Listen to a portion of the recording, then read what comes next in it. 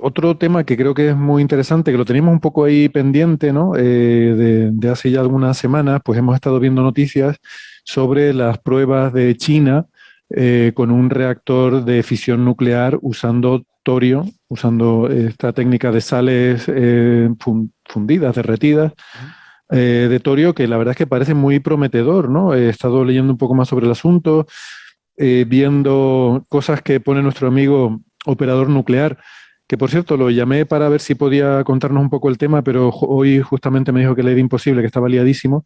Le mandamos desde aquí un abrazo, que además sé que está teniendo un día muy complicado.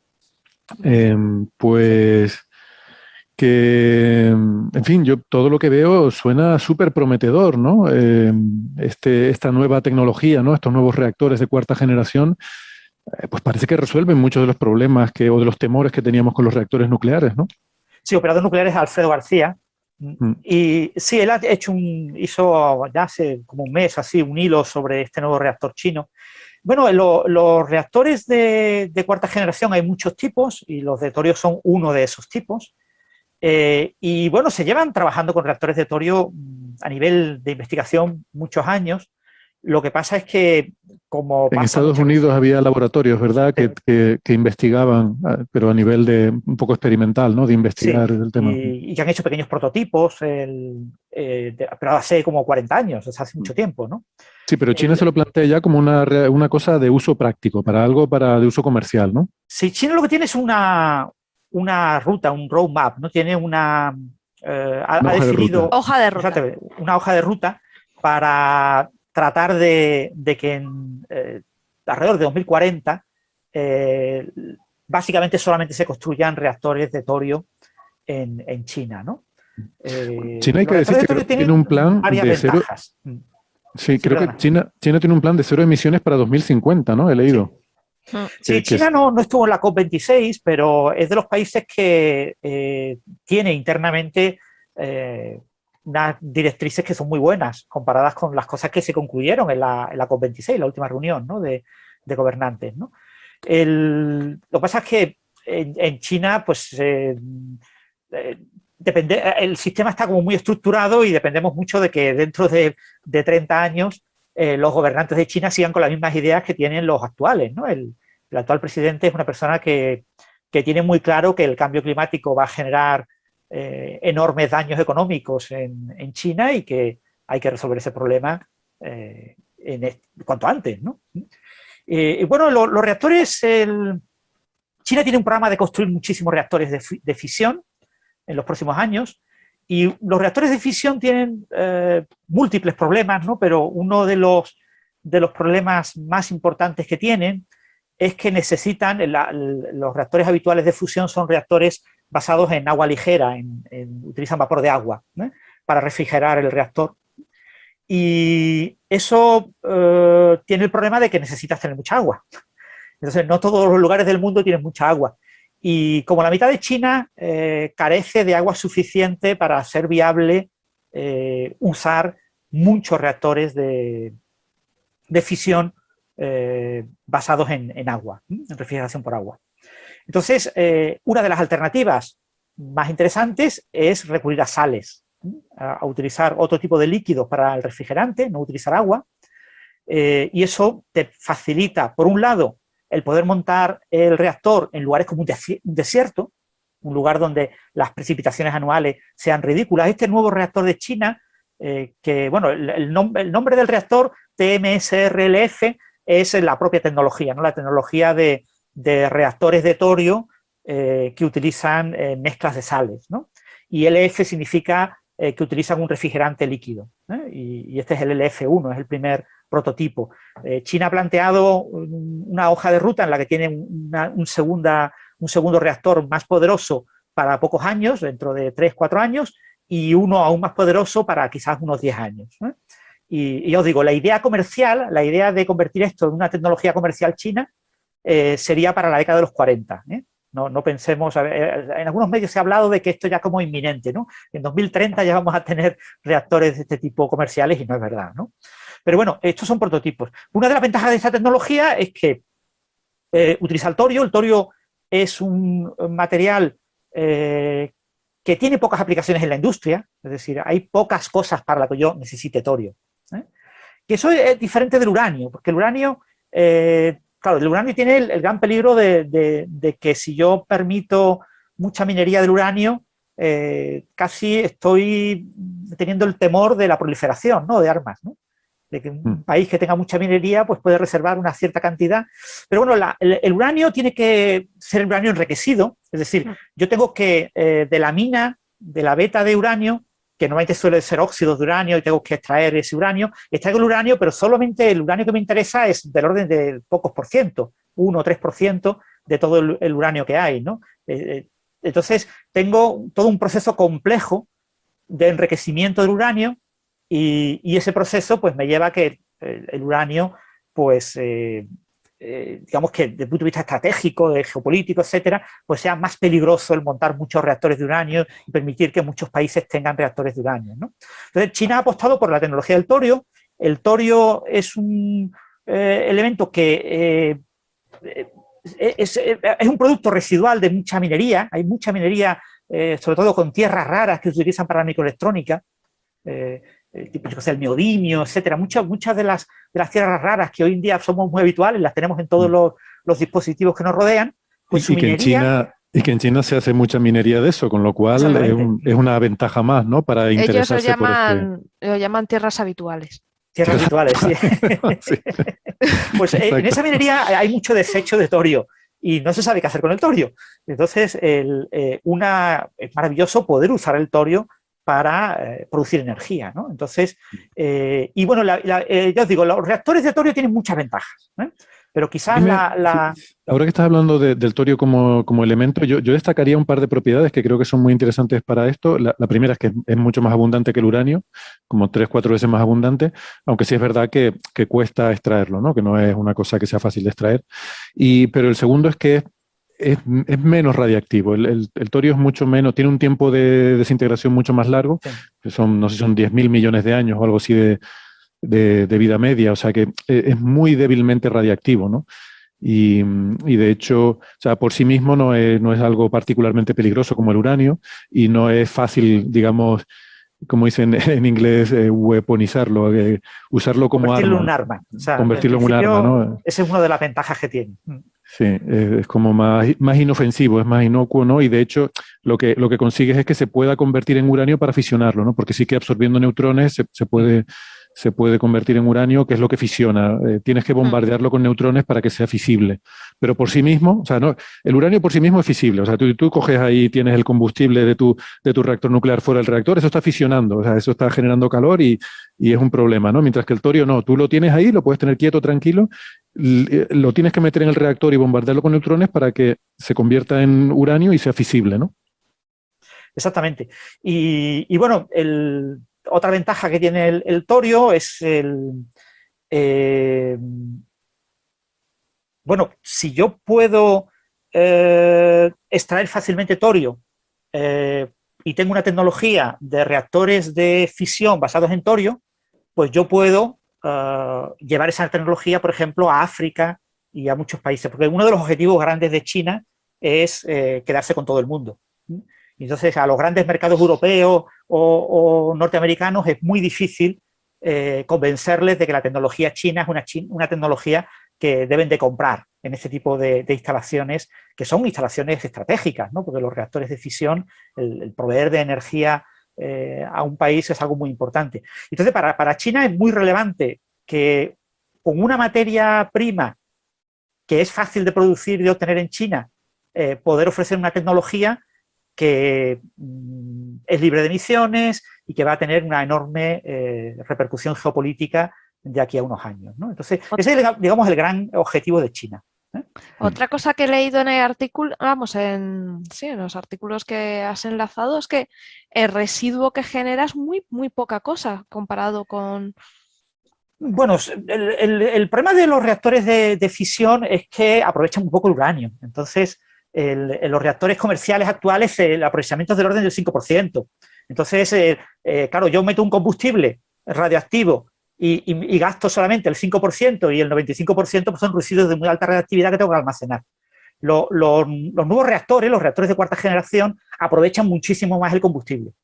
Entonces, al ser reactores de cuarta generación, sean de torio, sean de uranio, ya aprovechan pues, del orden del 95%, con lo que los residuos que generan de muy alta radiactividad son muy inferiores a los de las tecnologías actuales. Estamos trabajando con reactores de primera o segunda generación, reactores muy antiguos, ¿no? Que aprovecharán muy mal. Entonces, es una de las ventajas que tiene el torio, obviamente menos radiactivo, pero tú en ese proceso de fusión, tú generas uranio, como ha comentado Héctor. Tú utilizas uranio 233 para generar neutrones que transmuten el torio en uranio, y ese uranio es el que te produce la reacción de fisión. Tú tienes desechos, residuos de uranio. Lo que tú no consumas de tu combustible son residuos de alta radiactividad que vas a tener que almacenar, ¿vale? O sea, que aunque el torio sea menos radiactivo, tú también tienes residuos de alta radiactividad. Pero, en principio, estos reactores de cuarta generación son extremadamente más eficientes y desechan, sus residuos son muy inferiores en cantidad, con lo que el almacenamiento es mucho más sencillo, ¿no? Hay que recordar que los reactores de fisión españoles, no recuerdo cuál era la estimación, pero del orden de 4 o 5 piscinas olímpicas de residuos han generado desde que están funcionando. O sea, que son residuos de muy alta radiactividad y que tendré que almacenar en un almacenamiento geológico profundo a medio o largo plazo, pero que no son grandes cantidades de residuos para la enorme cantidad de energía que producen, ¿no? Y con reactores de torio, si tú aprovechas mucho más el material, tienes mucho menos residuos. Aunque sean residuos, no hay que plantearse el tema de, si la vida media, en lugar de ser 3.000 millones de años, son 300 millones de años, pues la diferencia es ridícula, ¿vale? O sea, te quiero decir que no te afecta. No recuerdo la vida media del torio y de los residuos, pero aquí también hay residuos de uranio, de alta radioactividad.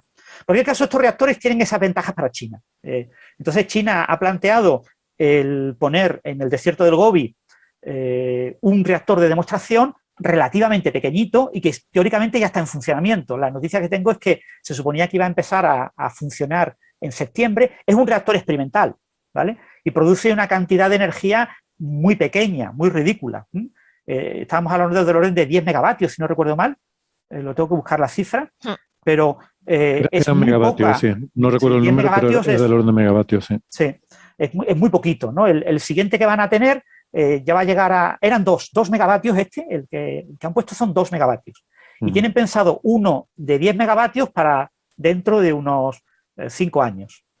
Poquito, estamos hablando de 1.000 casas o varios cientos de casas, ¿no? De hogares. Pero bueno, está cerca de la ciudad de Wuwei, que tiene como 2 millones de habitantes. ¿Vale? O sea, que a la ciudad de Wuwei, con perdón, pues no le da lo mismo tener este pequeño reactor o no tenerlo, ¿vale? Esto es un reactor experimental, va a producir energía, se puede incorporar a la línea eléctrica, pero no es su objetivo, no es el objetivo. El objetivo es demostrar que la tecnología funciona, que es segura y que muchos detalles técnicos pues están bien afinados. Que realmente van a empezar a funcionar de verdad, que será a partir de 2040, rondarán el teravatio.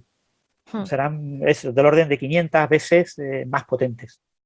Y eso ya sí pueden sostener una ciudad de millones de personas. Pero eso ya os digo, ya lo veo un tiempo, ¿no? Esta tecnología de los reactores de fisión se fue un poco al traste por el tema de todo el tema de la mala imagen que tenía la energía nuclear de fisión, que ha hecho muchísimo daño a muchas cosas que estaban en una buena fase para que en pocos años se desarrollaran. Entonces, 15, 20 años, se han retrasado pues 40 años y estamos peor. Pero bueno, no es el único reactor de torio experimental que hay en el mundo. Hay varios lugares del mundo que tienen reactores experimentales más pequeñitos. Lo que pasa es que, bueno, en este caso de China, la poca electricidad que se va a producir se va a incorporar a la red eléctrica. O sea, que digamos, un demostrador de la tecnología bastante bueno y un punto de partida para los siguientes reactores, que los tienen ya prácticamente iniciada la construcción. O sea, que va a buen ritmo. Entonces, es una buena noticia que este tipo de tecnología vaya viento en popa. Tenemos siempre que contextualizarla. A mí me gusta contextualizarlo en el contexto de lo que es China. O sea, China tiene unos objetivos claros de que esto es algo prioritario y que para ella, para su estrategia geopolítica de aquí a 30 años, ser la gran potencia mundial construyendo reactores de sales mezcladas basados en torio, pues es algo irrelevante para ella. Algo que, por ejemplo, pues Estados Unidos o Europa, pues no le damos el suficiente valor, ¿no? Para nosotros no es algo tan relevante, ¿no? En Francia hay reactores de torio experimentales, pero no se le da un valor, no se considera que Francia vaya a cambiar su estrategia en fisión de uranio por una fisión de torio, ¿no? O sea, por lo menos no ha sido publicitado como tal ese cambio. Y sin embargo, los chinos están instalando reactores nucleares de fisión de uranio porque no les queda otro remedio, porque necesitan esa producción de energía eléctrica y para cumplir con todas las restricciones necesarias para el tema del cambio climático, reducción de emisiones de gases de efecto invernadero, etcétera. Entonces tienen que poner y van a construir una enorme cantidad de reactores de fisión, pero sí tienen un objetivo claro, quieren liderar este tipo de tecnología y yo creo que perfectamente van a poder hacerlo. Y hay que recordar que este tipo de tecnologías, aunque a priori todo es muy sencillo, es más sencillo que con la fusión tenemos problemas, porque con la fusión todavía no se conoce todas las inestabilidades y todos los detalles de la física de los plasmas en régimen de fusión sostenida durante mucho tiempo. Pero, sin embargo, la fisión sí es muy bien conocida, porque tenemos reactores que han estado funcionando durante mucho tiempo, tenemos experimentos realizados en diferentes tecnologías de fisión durante muchísimas décadas y eso es un conocimiento muy bueno y vemos además que no hay grandes inestabilidades. O sea, el problema de la vasija, que es un problema terrible en un reactor de fusión. ¿Cómo diseño la vasija y cómo logro que el plasma no sepa que está en una vasija? Porque el plasma no puede entrar en contacto con la vasija, entonces se la carga. Sin embargo, en los reactores de fisión no hay ningún problema, porque meto barras de combustible y la fisión se produce básicamente en las barras. Entonces, las barras ven a su alrededor barras, ¿no? Salvo las que están en la parte más externa y están alejadas, y puedo refrigerar y puedo contener la fusión fácilmente, ¿no? Estos reactores que no utilizan agua, que utilizan sales, la sal que utiliza este reactor es una mezcla se llama FLiB, es una mezcla de fluoruro de litio con fluoruro de berilio. Y bueno, también se meten litio y parte de combustible, ¿no? La propia sal también tiene combustible de uranio para producir esos neutrones, ¿no? Entonces, es un reactor que utiliza menos presión que los reactores de agua y de vapor de agua, y al usar menos presión hay mucho menos riesgo de que haya una fuga o haya algún tipo de explosión, ¿no? Los grandes accidentes de Chernóbil y de Fukushima han sido fundamentalmente por Fukushima, ¿no? Por el tema de la presión, de que la presión es muy alta en el reactor. Entonces ha habido explosiones químicas, ¿vale? No ha habido explosiones nucleares, ha habido explosiones químicas. Pero claro, esas explosiones químicas, en el momento que tú bajas la presión y puedes trabajar, yo que sé, a 5 atmósferas, que es lo que se trabaja en un reactor de torio, pues trabaja como tope unas 5 atmósferas. Hay algunos diseños incluso con menos de 5 atmósferas. Prácticamente es una presión muy baja. Sí. O sea, yo creo que eso evita este tipo de explosiones químicas y muchísimos problemas.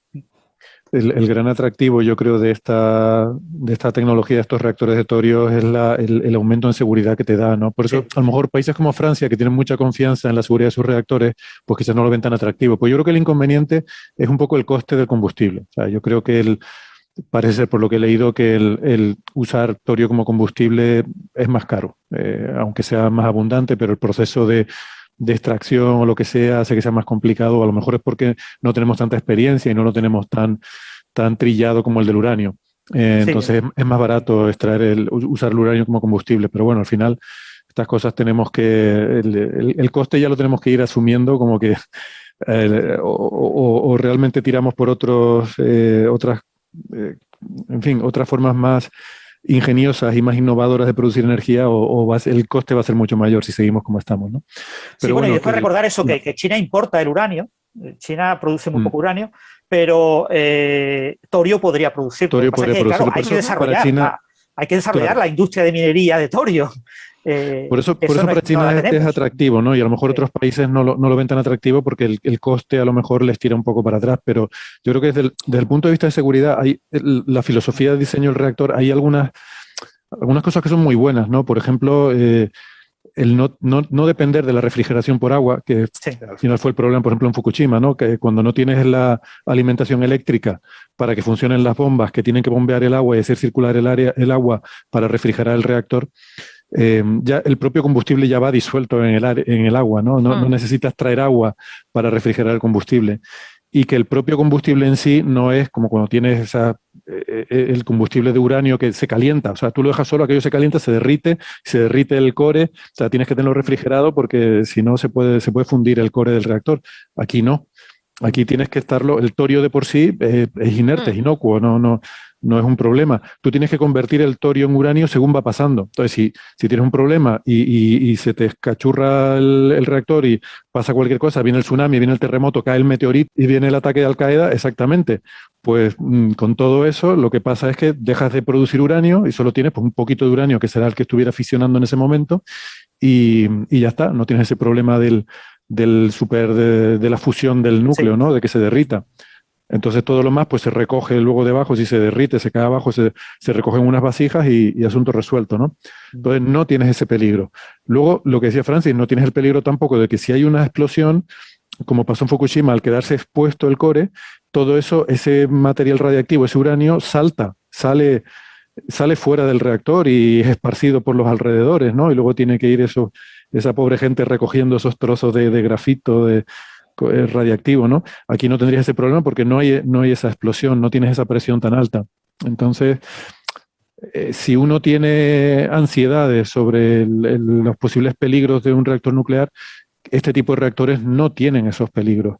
Entonces, desde ese punto de vista, lo que pasa es que, claro, hoy en día son tan seguros ya los reactores de fisión que no consideramos que pues a lo mejor un país como Francia no ve que eso sea peligroso y por tanto no ve una ventaja en un reactor que todavía sea más seguro. Pero si pensamos a lo mejor en otros países en desarrollo que están empezando a aumentar mucho su demanda energética, que van a empezar a construir centrales nucleares y a lo mejor eso nos puede preocupar, bueno, pues podemos pensar que estos reactores serán muchísimo más seguros que reactores basados en uranio, incluso, y sobre todo eso, no tienes la tentación de usarlos para producir armas, no va a pasar lo de Chernobyl, que al final eran reactores pensados en desarrollar plutonio armamentístico y como subproducto, pues ya de paso le doy corriente a la ciudad, ¿no? Eso no pasaría. O sea que yo solo le veo ventajas, salvo ese tema del coste. Tiene muy buena pinta esta tecnología, ¿no? Sí, la verdad es que sí. Pero bueno, también hay que recordar que es una de las... decía Alfredo García en Twitter, lo sacó de una presentación en PowerPoint, que había 6 tecnologías de reactores de cuarta generación, ¿no? En general, todas las de cuarta generación tienen estas características que hemos comentado. Son tecnologías muy seguras, mucho más seguras que las de generaciones anteriores. Son tecnologías en las que mecanismos pasivos logran parar cualquier tipo de reacción en cualquier caso de accidente. O sea, eso son propiedades que tienen todas las tecnologías, ¿no? No solo las basadas en torio. Muy bien. Estupendo. Pues nada, yo creo que todo esto son buenas noticias. Dice, entonces, ¿primitivos reactores de fusión podrían servir para convertir torio en uranio por bombardeo de neutrones, aunque los reactores fueran ineficientes energéticamente? Yo creo que esto viene por el comentario que yo hice de que en el reactor se convierte, pero o sea, estos reactores que estamos hablando de fisión, como el que está pensando construir China, hace eso, pero con fisión. O sea, tú en un reactor de fisión tienes un flujo de neutrones muy alto, por el uranio al desintegrarse genera neutrones y ese propio flujo de neutrones te puede servir para convertir el torio en uranio. Estos reactores harían eso, ¿no? Es lo que yo entiendo, Francis, ¿no? Corrígeme si me equivoco. Sí, básicamente en el líquido refrigerante también va uranio, que es el que produce los neutrones que al combustible, que va como en barras, igual que en un reactor normal, pero ese combustible básicamente es torio, pues hace que el torio pueda transformarse en uranio fisionable. Pero solo ocurre cuando ese combustible líquido que rodea tiene una cierta cantidad de uranio, tiene pequeñas cantidades de uranio disueltas. Pero no entiendo muy bien la pregunta, lo de primitivos, ¿no? Entre comillas, ¿no? No sé si se refiere a este reactor... A los actuales, quizá, ¿no? A los primeros. Dice de fusión, con lo cual entiendo que se refiere a... Que, claro, todavía no hay reactores de fusión, pero que los que haya serán primitivos en el sentido de los primeros que se hagan, ¿no? Entiendo que se refiere a eso. Sí, después en los reactores de fusión todavía no está claro cómo canalizar los neutrones para hacer cosas con ellos. Es uno de los problemas que hay con los reactores de fusión. No es tan fácil como poner un intercambiador de calor, que es lo que haces, que es una cosa trivial, en un reactor de fisión. Pero en los reactores de fusión todavía no está nada claro cómo canalizar esos neutrones Y bueno, es uno de los problemas que tienen ahora mismo, ¿no? Entonces, Para ITER creo que la idea era simplemente poner paredes que absorban esos neutrones, ¿no? Con los materiales bueno, pero que se están ITER no pretende investigando. generar electricidad, o sea, no pretende hacer nada con esos neutrones, ¿vale? O sea, el problema de ITER es eso, en el momento que tú hagas fusión y las paredes te las cargas, porque esos neutrones se rompen las paredes. Entonces, puedes hacer fusión durante muy poco tiempo. En ITER puedes hacer pruebas durante poco tiempo, entonces, pues yo qué sé, que sean unas horas repartidas en unos 5 años. Porque si no te cargas el reactor. Pero el problema es que en un reactor comercial, para extraer energía, lo que tú pretendes no es cargarte el reactor. Tú pretendes canalizar esos neutrones de alguna manera para extraer de ellos energía, calentando algo. Es decir, que esos neutrones de alguna manera acaben llegando a un intercambiador de calor que permita mover una turbina a base de vapor. Que eso en los reactores de fisión es muy fácil, ¿no? Pero ¿y no puedes usar la propia temperatura del plasma para calentar de alguna forma un circuito con agua que haga intercambiador de calor? El plasma es extremadamente poco denso, son muy pocos estos átomos. No. Tienes que usar los neutrones. Los neutrones. Pero ahora, ¿cómo envuelves eso? O sea, los reactores de fusión que ahora mismo están diseñados no están diseñados para extraer energía eléctrica, ¿eh? O sea, que la gente tenga claro que se va a poder hacer, con toda seguridad habrá un futuro, una manera de hacerlo, pero que todavía no la tenemos, ¿vale? Que un reactor experimental de torio sí genera electricidad, porque todo el tema del intercambio de calor, la generación de vapor y mover una turbina, se usa lo de fisión, pero que ese tipo de esquema aplicado a fusión todavía no está claro cómo se va a hacer. Hay algunas propuestas, hay propuestas teóricas, pero no hay ningún experimento, nadie ha hecho ningún experimento para hacer eso. Es que eso es lo fácil, eso está chupado. Claro. Hacer girar la turbina, eso ya. Pero te quiero decir, la dificultad es cómo confinamos el plasma y es lo que está todo el mundo. Lo que queremos es controlar el plasma y una vez que lo tengamos controlado, ahora veremos exactamente qué flujo controlado tenemos de neutrones y en función del flujo de neutrones que tengamos, veremos si lo podemos aprovechar para sacar electricidad o no.